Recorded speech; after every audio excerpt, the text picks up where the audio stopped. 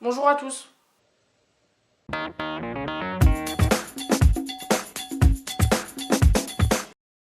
Alors aujourd'hui je vais vous faire une vidéo assez rapide pour vous expliquer deux techniques qui vont servir à crédibiliser vos effets. Alors pour ceux qui me suivent sur mon ancienne chaîne de magie, vous devez savoir que j'ai normalement récemment posté une vidéo sur cette chaîne là qui ressemble à ça en fait. Je vais faire un tour de magie en fait et vous allez voir ça va vraiment être impressionnant. Donc ouais, 3, 2, 1. Le mec il est... C'est de la merde Bah tu sais quoi, moi aussi j'ai un tour de magie à te montrer. Vas-y, montre-moi. Ferme les yeux et compte jusque 10. Allez. 1, 2, 3, 4. Bah cette vidéo en fait elle servait simplement de base pour la vidéo que je fais aujourd'hui, donc pour vous apprendre à crédibiliser vos effets spéciaux, je l'ai déjà dit. Alors déjà pour commencer, quelle que soit la technique, le mieux c'est de filmer ça en plan fixe, ou alors vous devez avoir des bases de tracking 3D et dans ce cas là ça nécessite un peu plus de compétences. Et moi ce que je vais faire c'est que je vais vraiment vous apprendre à faire des vidéos et des effets spéciaux basiques et ensuite de les crédibiliser en rajoutant un full mouvement de caméra, et pour ça il y a deux techniques possibles. Alors la première technique sera elle-même divisée en deux et la deuxième sera divisée en 1. Alors la première c'est de rajouter un faux mouvement de caméra épaule, c'est-à-dire pas de travelling mais vraiment un mouvement de caméra épaule, je viens de le dire. Et donc en fait moi je vais pas vous apprendre à réaliser l'effet spécial en question, ça c'est votre travail, mais une fois que vous l'avez fait, vous allez en créer un nouveau composite shot avec le truc en plan fixe, et à ce moment là vous allez rajouter le faux mouvement de caméra et tout le bazar que je vais vous expliquer par la suite. Et donc pour ça, comme je viens de le dire précédemment, il y a deux techniques possibles. La première c'est de rajouter un effet de shake, donc en tout cas c'est le nom qui est donné sur HitFilm Pro, encore une fois je le répète, le logiciel de montage que j'utilise, qui s'affiche juste là, normalement. Ouais, qui s'affiche. Voilà, HitFilm Pro, c'est ça, voilà, c'est extrêmement pratique. Mais bon, ça coûte un petit peu cher quand même. Donc, si vous n'avez pas le budget, vous le payez. Je peux vous conseiller aussi le logiciel HitFilm Express, qui est la version gratuite de HitFilm Pro et qui va aussi vous permettre de réaliser cet effet et même les effets que je vais vous proposer ensuite. Donc, comme je viens de le dire, le premier effet, c'est l'effet shake, donc que vous ajoutez directement à votre rush. Et là, vous pouvez modifier en fait un peu la vitesse, la quantité, on va dire, de tremblement, enfin toutes sortes de choses. Donc ça, c'est à vous de voir. Le mieux, c'est quand même de pas trop en rajouter, suffisamment pour vous donner l'impression que ça a vraiment été filmé à l'épaule, mais pas trop parce que si vous en abusez, ça va vraiment donner un côté totalement fake. Mais par contre, ça peut être utilisé pour un effet genre celui-là.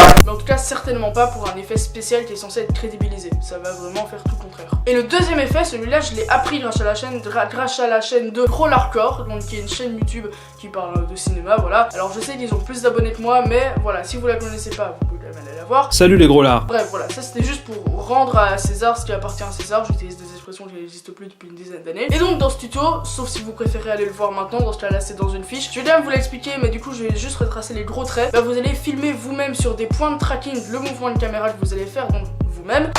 Ok.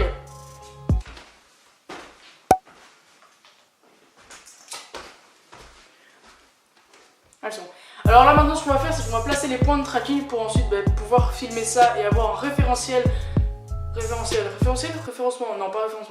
à mon avis, je sais pas, pour le full mouvement de caméra. Donc pour ça j'ai simplement pris deux morceaux de pâte à fixe ainsi que deux Pim's Wool du React que j'ai eu quand j'ai participé à leur Greenwald. Est-ce que ça intéresse quelqu'un? C'est bien ce que je me disais. Je dis que c'est bien de ça qu'on traverse plein de déchets, puis ça veut dire qu'on peut pas.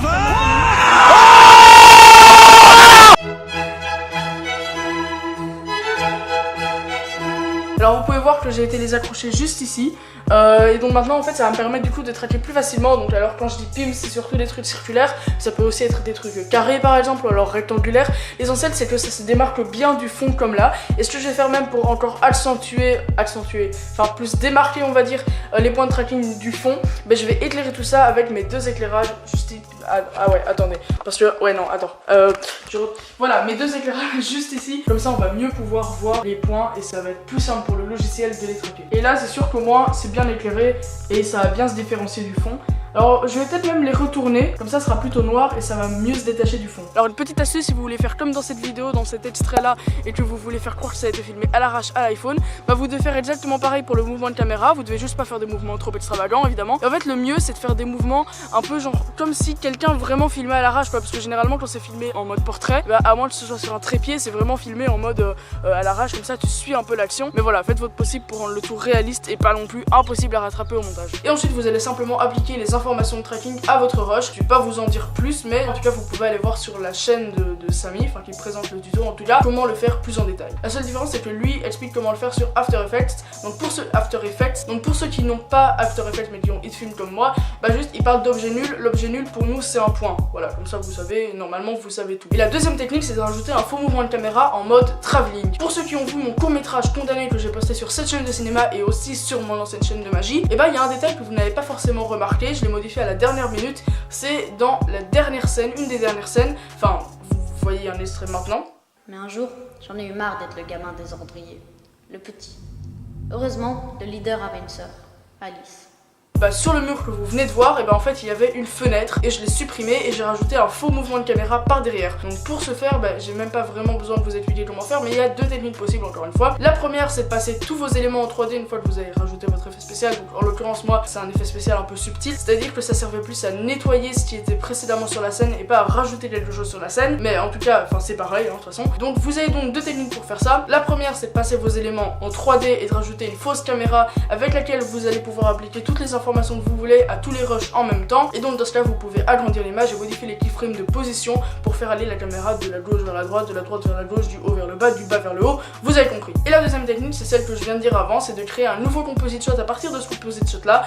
Et là dans ce cas vous n'avez pas besoin d'une nouvelle caméra mais vous allez directement apporter les modifications sur votre rush. Donc de nouveau modifier les keyframes de position et de taille. Mais sauf que là c'est pas sur une fausse caméra mais c'est directement sur votre rush comme je viens de le dire. En tout cas j'espère que ce tuto vous aura plu et qu'il était clair, surtout parce que comme d'habitude c'est très possible que vu que je le fais pas directement sur l'ordi, bah, j'oublie certains détails. Si c'est le cas, bah, dites-le moi en commentaire, je réponds à tous les commentaires, vu mon nombre d'abonnés je pense que ça paraît plutôt logique. Éventuellement même s'il y a un truc que vous ne comprenez vraiment pas et que vous pensez que je peux pas vous l'expliquer en message sur YouTube, bah, je pourrais même peut-être en faire un tuto sur la chaîne à l'avenir ou même en faire une vidéo rapide que je vous enverrai en lien non répertorié si ça vous intéresse. Et en attendant, bah, moi j'ai juste à vous dire à une prochaine vidéo qui arrivera peut-être demain, peut-être dans 6 mois, je sais pas, ça dépend au rythme auquel je tourne mes vidéos, je parle très lentement. Petit spoil pour la suite de la chaîne, entre guillemets, j'ai plusieurs vidéos qui sont prévues, ok, mais j'aimerais bien ne pas les tourner seul, et donc pour ça je cherche des personnes avec qui les tourner, donc je sais donc pas encore quand je vais pouvoir les poster, mais j'espère le plus rapidement possible. En attendant, ben moi je vous dis à une prochaine vidéo, comme je viens de le dire il y a 2 minutes à peine, je me répète énormément dans cette vidéo, c'est très chiant, au revoir.